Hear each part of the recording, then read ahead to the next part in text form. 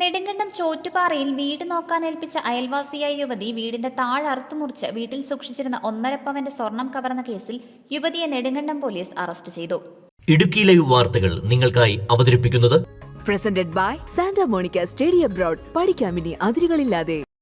ചിറക്കരോട്ട് വിഷ്ണുവിന്റെ ഭാര്യ മഞ്ജുവിനെയാണ് Nedumkandam police arrest ചെയ്തത്.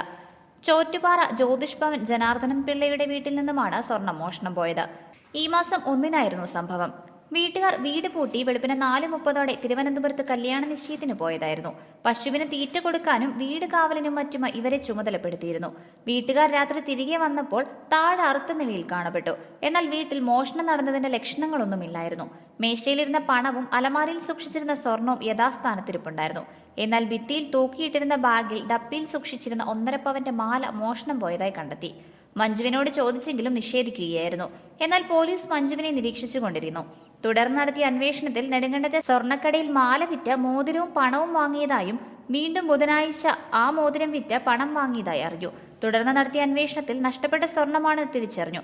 നെടുങ്കണ്ടം SI TS ജയകൃഷ്ണന്റെ നേതൃത്വത്തിൽ യുവതിയെ അറസ്റ്റ് ചെയ്ത് കോടതിയിൽ ഹാജരാക്കി റിമാൻഡ് ചെയ്തു. Idukki live news Nedumkandam. Idukki live വാർത്തകൾ നിങ്ങൾക്കായി അവതരിപ്പിച്ചത്